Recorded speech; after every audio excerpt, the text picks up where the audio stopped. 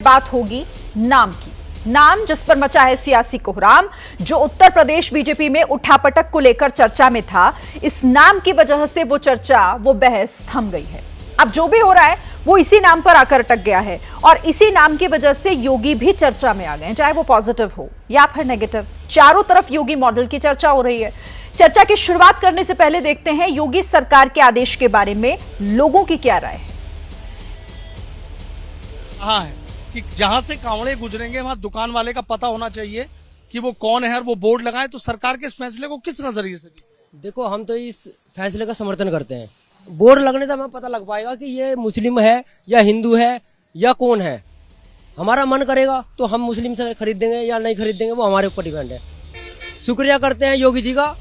लेकिन और लोग तो इसे मुद्दा बना रहे हैं, कह रहे हैं कि तो गलत कर रहे हैं, लोगों को बांट रहे हैं। हमारी कावड़ पवित्र होकर चली जाए, इससे बढ़िया हमें क्या चाहिए। क्या लग रहा है जैसे मुख्यमंत्री है? बढ़िया है जी, जो भी कर रहे हैं बढ़िया कर रहे हैं हमारे लिए तो जी। बढ़िया किया है। हाँ जी, बढ़िया कराया एकदम। क्या लग रहा है इन बोर्ड के लगने से? बस हमें तो अच्छा लग रहा है जी। आपको लग रहा है सरकार का सही? बिल्कुल एक नंबर फैसला है जी। हम तो इस फैसले से बहुत ज्यादा सहमत हैं। मुख्यमंत्री ने जैसे कहा है कि जहां से तो सुना आपने, आदेश की वजह से एक वर्ग में योगी सरकार की लोकप्रियता तो बढ़ ही रही है, साथ ही कांवड़ यात्रा के रास्ते पर दुकानदारों को अपना नाम और धर्म लिखने की अनिवार्यता वाले आदेश का दायरा भी बढ़ रहा है।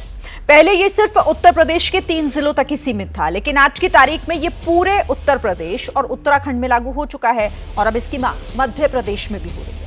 इतना ही नहीं, यूपी सरकार में मंत्री रविंद्र जायसवाल ने मांग की है कि वाराणसी में श्री काशी विश्वनाथ मंदिर के आसपास की दुकानों पर भी दुकानदारों के नाम लिखे जाएं।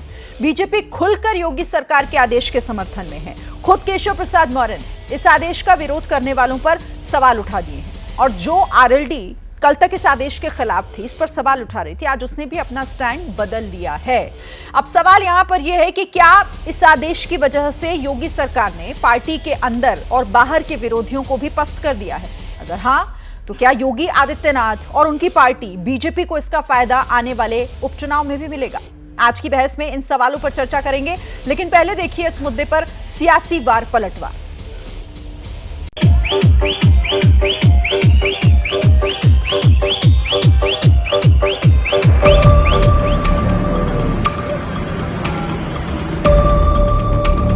ये बेहद आपत्तिजनक मांग है और इसका कारण ये है कि आप देखें कि दलितों के खिलाफ आज भी इस समाज में पूर्वाग्रह जो है मौजूद है। भारतीय जनता पार्टी के विधायक ने ये जो मांग की है, ये मांग गलत है। इस मांग का विरोध उत्तर प्रदेश की तर्ज पर उन्होंने जरूर किया है।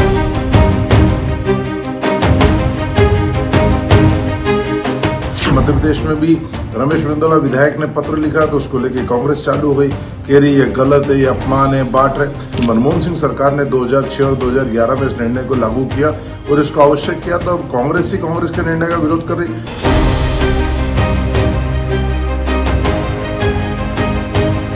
किसी से नाम पूछ के उसके साथ कोई भेदभाव नहीं करना चाहता, उसका मजहब जान के कोई भेदभाव नहीं करना चाहता है। तो ये तो उसी कॉन्स्टिट्यूशन की, संविधान की धज्जियां उड़ा रहे हैं। पहले मुसलमानों के हकूक खत्म करना चाहते हैं, इसके बाद दलितों की बारी आएगी और दूसरे कास्ट से उनकी बारी आएगी। यही वजह है कि जो यूपी में उन्होंने काम किया वो इस मुल्क के कॉन्स्टिट्यूशन के खिलाफ है।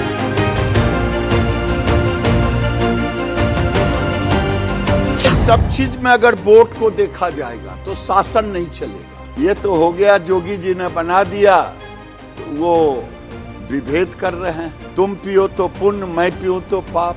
आज ये देखिए अंडरलाइन किया हुआ है, मनमोहन सिंह ने 2006 में ये कानून बनाया और 2011 में इसके इम्प्लीमेंटेशन के भी हुए। इस पर बहस करें ना।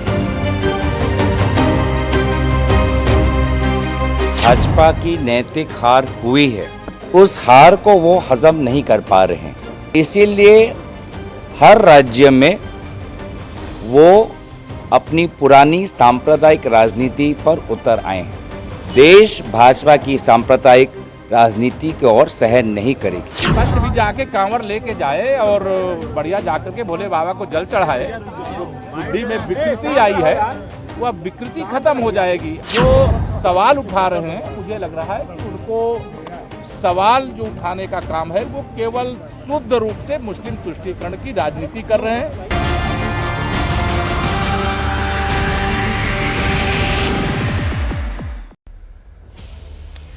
सुना आपने, इस पर विरोधी जो थे उनके सुर भी अब ठंडे पड़ते हुए दिखाई दे रहे हैं, क्योंकि कहा यह जा रहा था कि इस फैसले का एनडीए के भीतर ही प्रश्न खड़ा हो रहा है, इस पर सवाल उठाए जा रहे हैं, लेकिन अब धीरे धीरे वो भी थमते हुए नजर आ रहे हैं। तो ऐसे में सवाल यही उठता है कि ये जो दाव है ये किस तरीके से बीजेपी को फायदा पहुंचाएगा। और ये मास्टर स्ट्रोक तो नहीं है, ये वो मॉडल तो नहीं है जिसकी चर्चा हो रही है चारों तरफ, योगी मॉडल।